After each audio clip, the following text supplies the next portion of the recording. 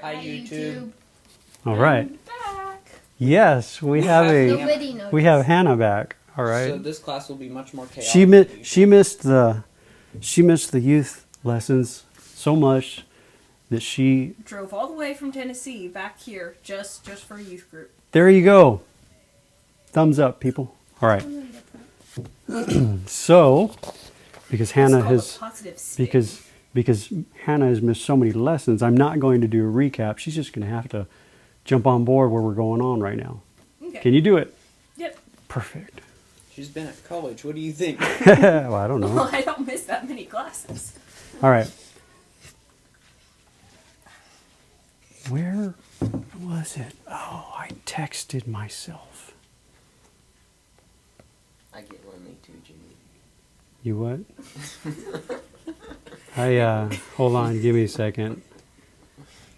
I texted myself some notes here, and I'm waiting for them to come across now. What is that dog doing? Come I have on. no idea. At one point he was laying on my foot. Into a loaf. He's not a little loaf, dog he's a loaf. sausage with legs and a head. Not much of a head. Okay, let's see. Neck. It's true. All right, hold on.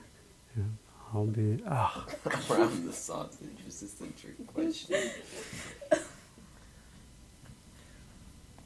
I don't know where the college was. hold on, Makes guys. sense. Stop. He probably Sometimes just- dead air is better. Better than No. nonsense. Let us know in the So- comments down below. Would you prefer silence or Or nonsense? stupid people. Because we can supply stupid people. Aha! Usually I got the it. internet Got it. prefers stupid I've people. got it, However, people. These people might not. All right, here we go. Here we go. So we Sorry, it took a little bit. Is it mostly adults who watch this? Probably. That's what I figured. Actually, Yeah. listen, Jimmy. No, Also, whatever. Is I've there, got like, I four watched the viewers? videos. I watched the No, videos. there are actually more than that. It's about 16 or something. Maybe 5. I think the last one was Okay. 21. I don't know. I'd have to look at it. My phone's on airplane mode at Jimmy's Circus. Here we We go. have half a Right. subscriber. So I was thinking about this. The testimony and the witness. All right. Remember the context. What's the name of our series? Anybody raise your hand? Noah was first. On studying the Bible. Good. And we've talked extensively, and will continue to talk extensively, of the scriptures being what? I said the word a second ago. Noah? Living Living what? word. Yes. With an S. Specifically, Words. specifically, get this, guys, a living testimony. That too. See, and when I say scriptures, once again, I'm referring to the Old Testament. Now, the what Hannah? What do we call it? The key word, the key verse, the predominant verse, the main verse. Give me a better word. Give me a $2 word. Thesis statement. The all-thesis statement, the all-consuming verse of the scriptures is specifically for the interpretation of the scriptures is, does anybody know? I'm rephrasing the question a different way. Noah? You think that in them that you have eternal life, but they are that which testify of me. Now, you picked up midstream. I did. Start from the beginning of the verse. Because that's the Study key. the scriptures Because because you in think them- that in them you have eternal life, but they're them that speak of me. Perfect. They are they that testify of me. Perfect. They So, are Different they. translations, but basically Yeah. the same concept. They So- are They are that. who? So Jesus himself said this. Number one, Jesus always speaks what is true. He never lies because he himself is the truth. All right? So the scriptures he was referring to is the Old Testament. The Old Testament are a testimony of Jesus Christ, the Son of God. That's the foundation of biblical interpretation. That's, and of course the apostles all got it right. I mean, if you think of like the apostle according to Matthew, the apostle according to Mark, the apostle according to Luke, the apostle according to John, like I'll just give myself as an example, and you guys already heard this, but when I was born again at the age 20, at age 20, before then I really didn't read the Bible. I mean, I read it, I tried to read it like a normal book, like starting from the beginning. And it's a tough deal if you want to try to read it like a normal book, because it is not a normal book. It's not some form of literature that Matt came up with. God gave the scriptures. I did read the Psalms on and off, and I could relate to the Psalms. But I was totally ignorant that the Psalms and the entirety of the scriptures are a testimony of God's Son. All right? So the first time that I read the Gospel according to Matthew, actually I began the first Gospel, not the first Gospel I read. The first, I read Luke, the Gospel according to Luke first. Then I read the Gospel according to Matthew. Then I read the Gospel according to Mark. When I hit Mark, it kind of dawned on me. And to me, it was a surprise because, like I said, I didn't grow up in like going to children's church or youth lessons or anything like that. But it was a real huge surprise to me that they were all saying the same thing. I mean, with different variations, kind of like what you mentioned a while ago, you know, it's different translations, but we're saying the same thing, you know, because you have a perspective on an object, you have a slightly different angle, you have a different angle, and you have a different angle, and I have a different angle. But if we're, hold on, no, don't get more technical than that, because then Noah's going to jump in. Now, and then I forget the statement. But no, it's fine. But see, when we're all, and here's the key, when we are all viewing the same object, we will all declare the same thing with slight variations depending on what angle we're coming from. Does that make sense? All right. That's why you have the Gospel according to Matthew, the Gospel according to Mark, the Gospel according to Luke, and the Gospel according to John, all declaring the same thing. And it's not a thing, but actually the same person. And that's the difference. You have the testimony, the Old Testament, and then you have the witness. Raise your hand if you know what a witness is. Hannah. A witness is someone who saw something happen and is called on to testify as to what they saw. Okay, legal definition. Noah? Because the order of raising the hands was, you were saying? It is someone that, basically just saw something and is used as proof to Establish. Sorry. It's used as credence to say that this did happen. It's a credence. Like Creedence Clearwater Revival? What do you mean by credence? Like I know you didn't to get give that. creed to the statement that it's I know what that is. like if someone says something's true, they're like giving credence to that statement to make it seem more likely that it is true. Authenticity? Sure. Okay. Trying to show why it's true or proving kind of Naomi? Evidence. Evidence. No. Someone who has seen something and is used to help someone else. Or not help someone else. Okay, so relay information to others. Yeah. Okay. Yeah, someone who saw something and is informing others on what they saw. That's a good simplified definition that I like. Sorry, I'm simple. But so Jimmy don't like big words. the Old Testament. I'm not going to run off on a tangent because I very could. I'm going to do it anyway. My Spanish, I was bilingual. You know, when I went to school, I had to learn Spanish. I went to a bilingual school. I had to learn Spanish up to 4th and 5th grade. So when I do my Spanish classes, I have to limit my vocabulary to a 4th and 5th grade level Spanish. So it's like I'm trying to cram what I know in English down to words that are 4th and 5th grade level to Spanish. Anyway, I do like simple words for that reason. But I didn't want to do that. So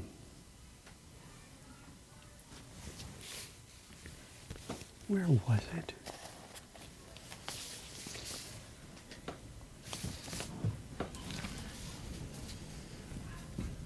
Old Testament, the testimony. The New Testament, to me, at this point in time, is the witness.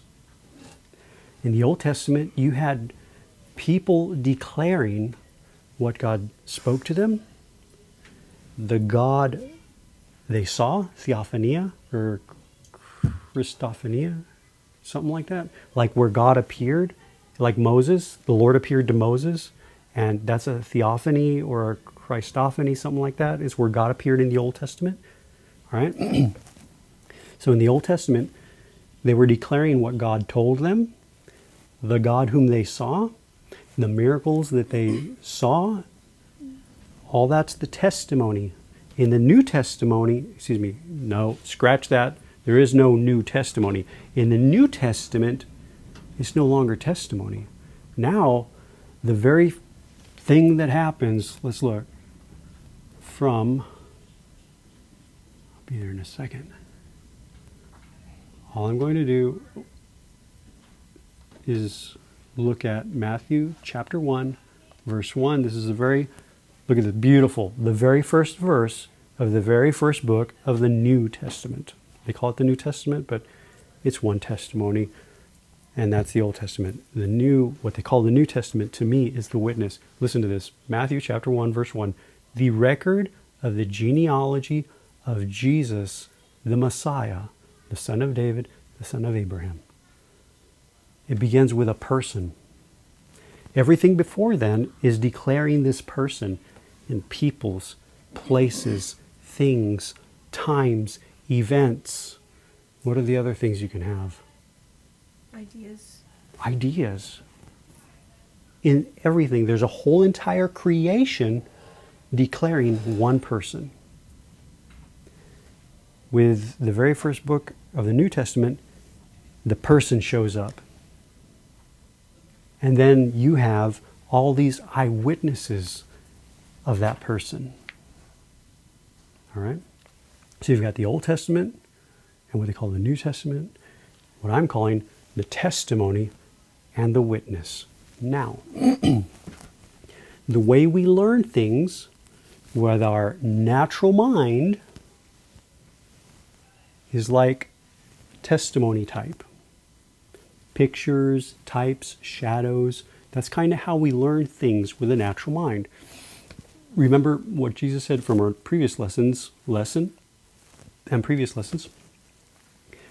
If you have heard and learned from God, you will come to me. It's a cross-eyed paraphrase, basically. But learning from God actually brings us face to face with an actual person. Hearing from God brings us face to face with an actual person. And see, that's the thing. Everything that God does, everything that He allows, everything that He permits is with the intended purpose and end of bringing us face to face with a person.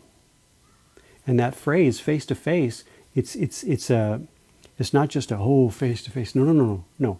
Right now, like you guys are in my presence. I'm here. You know I'm here. All right? But our learning, typically, the learning with a natural mind is, we learn about Jesus and He's out there somewhere. Or if you're born again, then you are taught, you're shared. Once you're born again, He's in you. Okay, He's in there somewhere. But He's there somewhere. Totally ignorant of who's present. But see, I'm present right now, right? And this isn't a philosophical question. I'm present. I mean, I'm here, right? No. Can I touch you to make sure? Yes, you can. I will have to wash my hands. Yeah. Blessed are those who have believed and not seen. He's here. That was a. What do you really Hold on. No. Exactly. That's actually what Thomas said. Concerning the resurrection. That's actually what Thomas said. Kind of like what your words were. See, the women get this in the New Testament. Well, actually in the Old Testament, in the Scriptures, the only ones who had a quote unquote valid testimony were the men. Supposedly, the women's testimony didn't count. Okay, but get this. And I read this recently, and forgive me, I can't remember which dictionary or lexicon I was reading at the time or historical commentary, but the first eyewitness of the resurrection was who? Raise your hand if you know. Mary. Yes, a woman. But wasn't it both Marys? Could have been. But it was a woman. I think it was Mary. Mary Magdalene, I think. A woman was the first witness of the resurrection. And so if they were making up stories about God being resurrected, they would have picked a more... Yes, a more... What was the word? Credible. Credible, there's our word, credible witness. Okay, so she goes and tells the disciples, he's risen, I've seen him. And they're like, stupid woman. Well, they don't believe her. They don't believe her witness. They don't believe her testimony. And so then the disciples, Jesus appears to the disciples and they're like, oh, wow, it's really you. But Thomas wasn't there. And so when the disciples try to convince Thomas, his response is, I'm not going to believe unless I see him, get this, unless I see him personally with my own eyes and put my hand into his side. And Jesus appeared and he said, into his hand, okay. Technically it was his wrist. Yeah, actually it was his wrist and side or whatever. But still, and then so he appears and then Jesus is like, here's my hands, here's my side, it's me. He appeared to Thomas. But see, here is the declaration of Thomas, which is so beautiful. My Lord and my God. And no one else had that declaration at the eyewitness of the resurrection himself. My Lord and my God. So, coming from the testimony to the witness. Now, before I was born again, I heard about Jesus. People would talk to me about Jesus when I would go to a church meeting or whatever. They would talk about Jesus. So all it was like a good concept. I believe there was this guy who lived long ago and did good things and miracles and da-da-da-da-da-da-da, But there was no witness yet in my heart. It was like, I'm learning about God. I'm learning about Jesus. And God sent his only son, John 3:16, for whosoever believes, I'm going to butcher the verse and people are going to... Whoever believeth in him will not perish but have everlasting life. Thank you. That's a good memory. I better... Put your phone on airplane mode. That's Jimmy. actually, it's my to-do list. Sorry, guys. All right, John 3:16.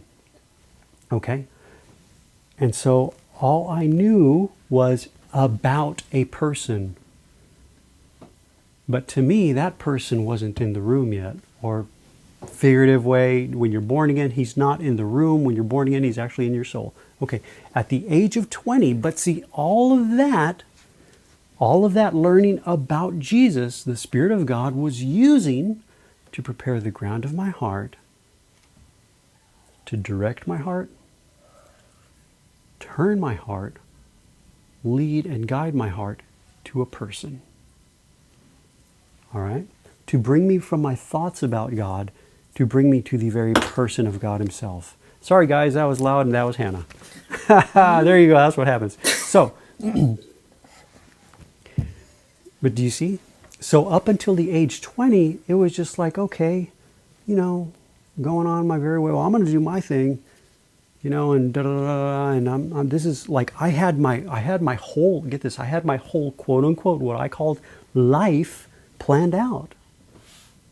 I was going to college to do what I wanted to do, to be what I wanted to be, so that I could graduate and continue on my dream, my plan. And I'm not saying this because you'll be in college and you're in college. No. I'm saying this from personal experience. Okay. My first year, man, doing great. You know, I even got on the dean's list. I mean, I was like, yeah, buddy. Okay. My second year. Oh, and my first year, there were people that came and quote unquote witness to me, came up and talked to me about Jesus. I'm like, oh, I'm going to hear from you. It's like, you're the religious folk, man. I'm the cool rocker, you know, I'm the musician, blah, blah, blah. You know, that was my concept at the time, all right? My second year in college, see, the Lord knows us. He knows what we like. He knows what we dislike. Or shall we say, He knows what we think we like, and He knows what we think we dislike, because He created us to ultimately be satisfied with His Son. So truly, believe it or not, we love Jesus. We just don't know who we love.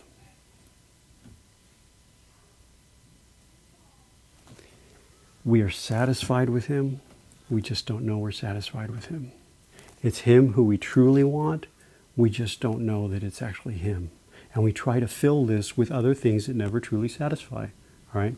At the age of 20, my first semester, second year, first semester back in college, the Lord sent this guy for one semester to my college. And I saw him, and he looked like Slash from Guns N' Roses, and he had the voice of, someone help me, is it Steve Perry or Joe Perry of Journey? People of the internet, you may answer this question. You can answer the question. It's either Steve Perry or Joe Perry, but the singer is from Journey. Awesome voice. So that appeals to me. I get together, hey, let's jam. So he played keyboards and sang, man, that's like perfect. And so there was a relationship there. And what I didn't know is that this guy was a believer. And so we become really good friends because I like his look. I totally dig his voice. Plays awesome keyboard. This is like, yeah, man, you're cool. So he starts sharing Jesus with me. And I'm like, well, okay, I'll listen to you. You know, you're not the religious folk. Like in my mind, what I called religious folk, you know, suit, tie, whatever, you know. And so pretty soon, he would share Christ with me. He shared what he knew of the Lord. And then one day he invited me out to this play, out into the campus called, quote unquote, they called it the place of prayer. And so my only experience about youth group, which I don't know if you guys have ever experienced this before me, but was the times that I went to a youth group were just this. We'd go and somebody would say a prayer, share something short about Jesus, and we'd all have pizza and play games. That was it.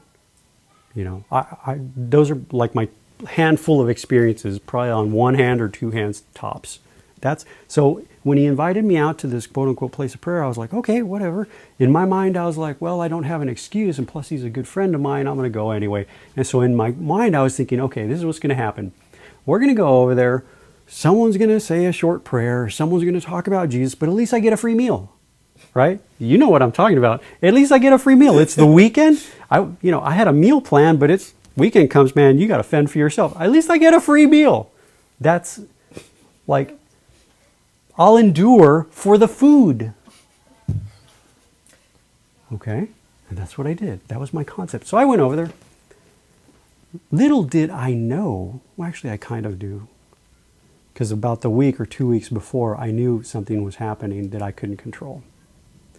And I knew God was the one who was doing it, because I couldn't do it, and I would not let anyone do anything. And I basically cut a deal with God. I cut a covenant, I guess you call it, but I cut a deal with God. I was like, I'll do whatever you want to do. I'll give you my life. I mean, all these were my concepts at the time. I'll do whatever you want me to do. I'll give you my life. I'll do whatever you want. But my stipulation was, just don't make me like one of those. And the one of those was my concept of a religious person. It's like, oh, I'm good with anything. Just don't make me like that religious person. And see, And give me food. and give me food. Well, that wasn't there at the time. That was later. But do you see? That wasn't my prayer. I was just praying God's prayer, and I didn't know it. Because if we ask according to His will, He hears us. It was His prayer. See, He doesn't want us to become religious people. No, we have a tendency to be religious people. That's the tendency of man, to be a religious person. God doesn't want that. God wants for us to come to His Son.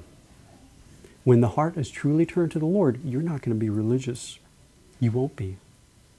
You will not be. And so I cut that deal like 1 week or 2 weeks beforehand. When I went out to this place of prayer with my friend, I got born again. And everybody's experience is different. Mine was literally like walking through a wall of water. And I literally, and know it, I went from one creation, one world, into another world. And I know it. And maybe that's, the Lord needed me to experience that to be like, oh my gosh, this is it. Because from that moment onward, nothing has been the same. The quote unquote, my passion has changed. What I quote unquote lived for, existed for, has changed. Everything. And no one could do that. No one could take the love of music out of me, not even me. And God did it. Like before me, I don't know about you, Zion, but music controlled me. I was a slave to music. I was. I just like, okay, she just run with it. Lord broke that. It's like, I found myself in a situation like, what do I do now? It's like, I don't know what to do. I mean, this is what I live for, and it's not there anymore. You know, like the passion, the fire, the drive. It's just not there. What do? You know, well, what you do is you continue following the Lord and do whatever comes across your way. See, what happened that night for me is that I came from the testimony of others and I was learning about Jesus to an actual person. And that requires a miracle of God.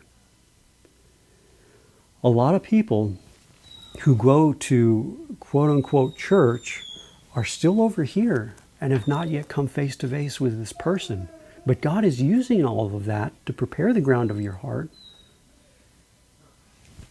You who are listening or viewing, so that we may come to this person. And that's the difference.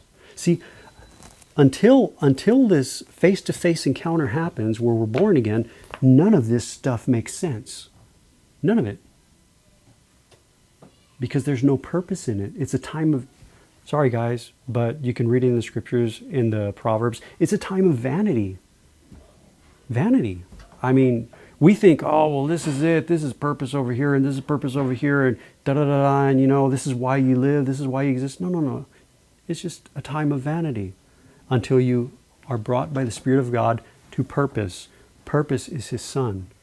He created our soul for one purpose. That's His Son. When that happens, it's a all different, extreme other world. And from that moment onward, we should begin, well, that's when we begin, but from that moment onward, we should continue to grow in the knowledge of God. We should continue to grow, not in my knowledge, but God's knowledge of His Son. From the testimony to the witness. The witness is an actual person. And then having like this person appear in the soul, and then our heart coming from, well, here's the order. By the Spirit of God, our heart coming from death unto life, our soul coming from death unto life, then our heart coming from darkness unto light. But it's always coming unto the person of His Son, because Christ is life, and Christ is the light of life.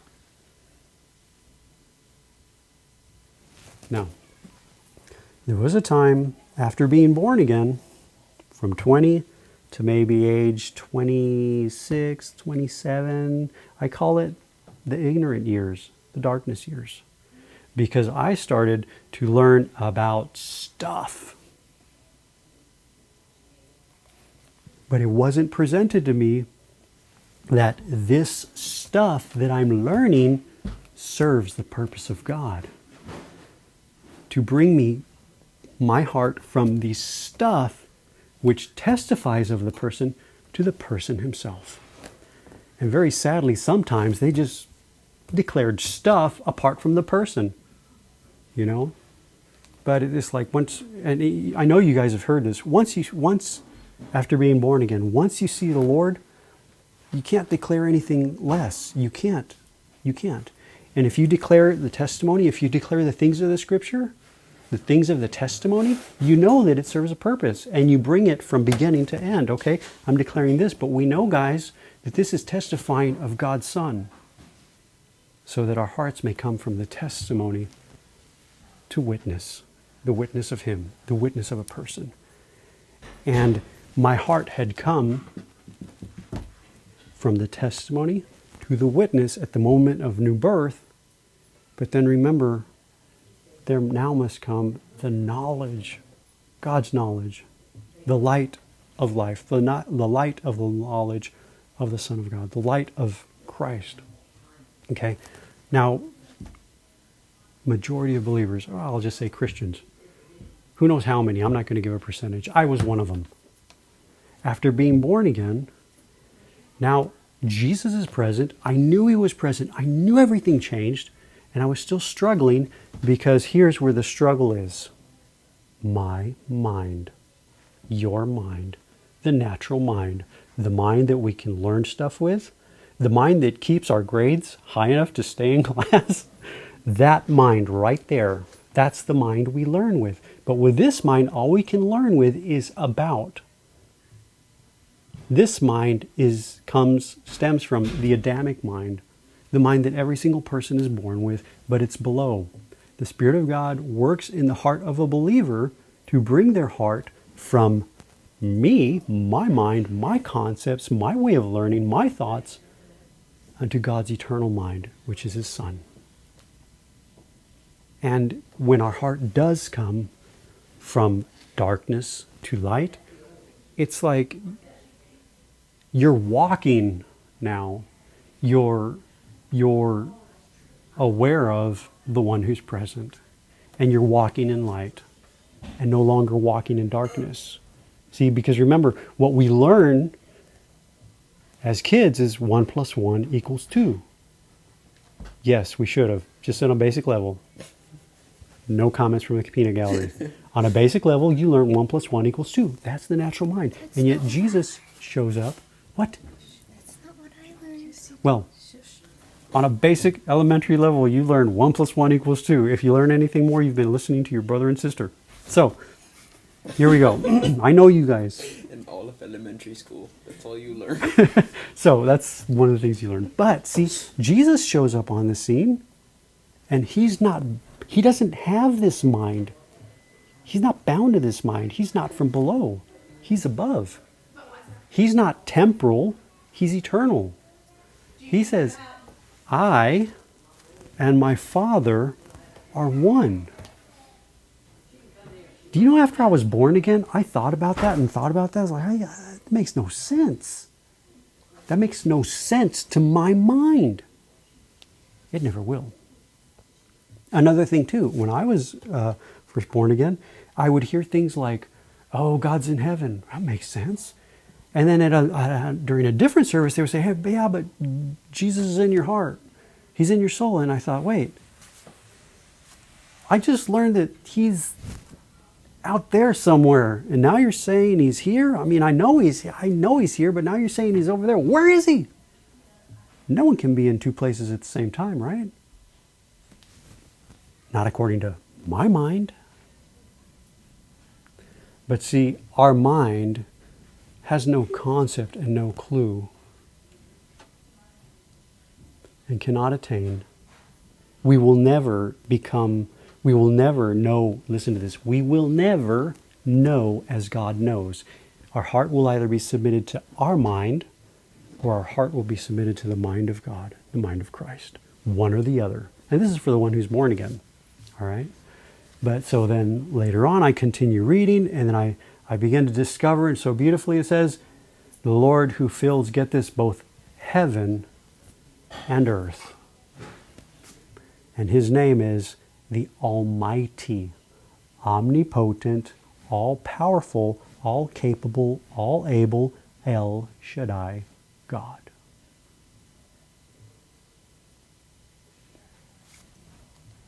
Remember that.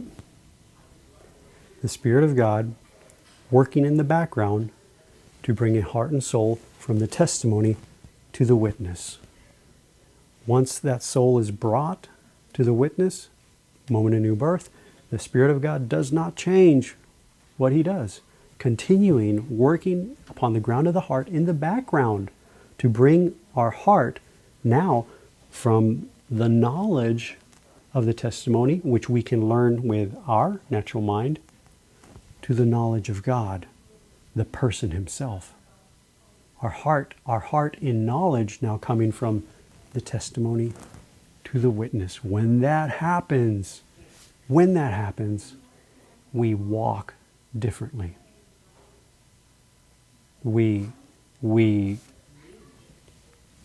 another word for walk? We act. I don't want to say act because people are trying to. No, that comes at the moment of new birth. The existence changes at the moment of new birth. Before it was like an existence of death. Now there is life. But we walk different, you know. I don't want to say we think different, but our hearts are submitted to a totally, completely other mind altogether above. And how long will that take for a believer? I don't know. How long did it take? I've got it written down somewhere how long it took me, but it was more in like, it was like 7 years, 8 years, something like that, for my heart to finally come from darkness to light, from ignorance to the knowledge of God.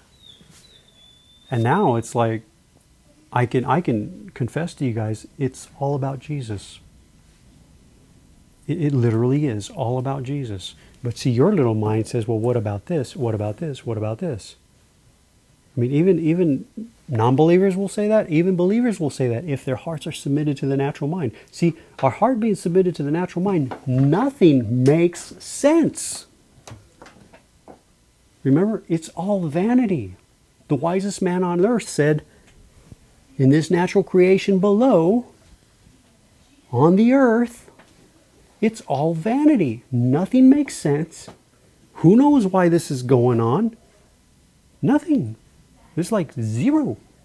But when the heart for a born-again believer is submitted by the Spirit of God to this eternal mind, then everything is clear. I don't want to say you see things clearly. No, me, will never see things clearly. It will either be our sight or it will be the sight of God. And the sight of God is His Son. And it's not so much that, oh, now it makes sense now. No. It won't be like that. Oh, this is why this situation. No. It won't be like that. It'll be like, it's just all about Jesus, guys. It really is. It really is. Just like Matthew, Mark, Luke, and John, what did they really declare? They declared a person. They declared a person. They declared the things He did, the miracles, signs, and wonders, which testified of who He was. Remember our previous lesson? That showed him to be who He was, the Son of God, the Messiah, the expected Messiah. But see, each one of us who are believers must come by the Spirit of God in our hearts from the testimony to the witness. Because those who are born again have already come in reality from the testimony to the witness, the person himself. First, from death unto life. Now in our hearts we must come by the Spirit of God from darkness unto light. And it's not just a play on words or, yeah, I've heard that before. No, no, it's not like that. When you experience that, it will be like, holy mackerel, he was right. Your little, remember, your little cardinal mind will just go, and you'll declare, just like I did to you, like I do, and like all the others, it's really all about Jesus. And nothing less. And nothing else makes sense. You know? When I was first born again, I read a book, and it might have been by Watchman Nee. I think it was by Watchman Nee. And he talked about brokenness. And see, this is the sad thing. Is it as people who are not born again, and as believers who are born again, whose hearts are submitted to a natural mind, we were so consumed with ourselves. We are. We're consumed with what we see. We're consumed with what we understand. We're consumed with this natural creation, because that's what's firing all our senses. Natural senses. You know? Has all this input. And so sometimes it almost takes like something catastrophic to get our attention, to shake us out of this, fantasy land, to get us to consider maybe there's something else than what I'm totally aware of, because of our ignorance and our continuing to persist that no, this is the true, this is what's true, this is what's good, all based upon our natural mind, our heart being submitted to that mind, which is no different than the mind of the one who's not born again. You know? And so to me, something catastrophic happened to me. Because remember, before I was born again, I had my whole, quote unquote, what I called life mapped out. This is what I'm going to do. This is what I'm going to be. This is da-da-da-da-da. It's all mapped out. I got born again. There's no desire for that anymore. There's no love for that anymore. What do I do now? I don't know. My religious friends and religious ministers I hung around with, they told me, now this. And at the time, all it was stuff. It's like, what happened to Jesus? He got lost in the stuff. Not to God. So then after being born again, okay, now, see, here's what we do. This is what the natural mind does. Okay, now I'm born again. Now I'm going to plan my, quote unquote, what I believe is my life, my career, my da-da-da-da, my da-da-da. And so there I go again. You know, is what we want to do. We want to have all our ducks in a row, you know. And then all of our plans, all of our thoughts, all of our desires are still bound below in this creation. It's like our little dream world. That's really what it is. Our little make-believe world. And so we're so consumed with what we believe, and that natural mind is bound to this creation below, that it almost takes like something catastrophic to shake us and possibly consider something different. Well, it happened to me. I needed it. You don't like it at the time, but I think Watchman Nee called it being broken.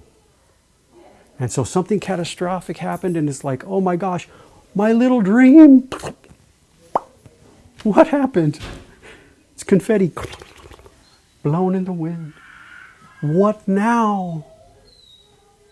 And the Spirit of God is continually directing unto Christ. And I thought, oh, what about Jesus? So my heart is slowly being directed unto Him. Okay? And so a shaking from my heart being submitted to this world below, my mind concepts.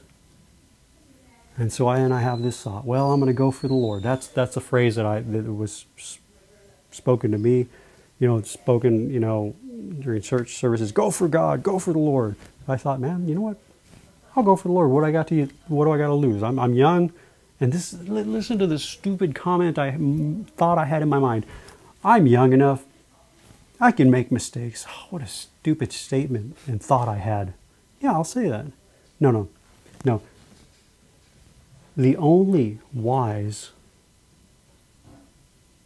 decision there is, and this is true, guys, the only wise decision there is for you to set your heart as much as you can to go on to know the Lord. That's the only wise decision you make. Any thought and decision away from the Lord is foolish, unwise, and I'll just throw in the vernacular, stupid. The only wise decision is going on to know the Lord. That's the only wise decision there is. So I'm thankful to the Lord that He's brought my heart from darkness unto light. Remember, the testimony is a shadow, type and shadow. You know? And I'll use this example.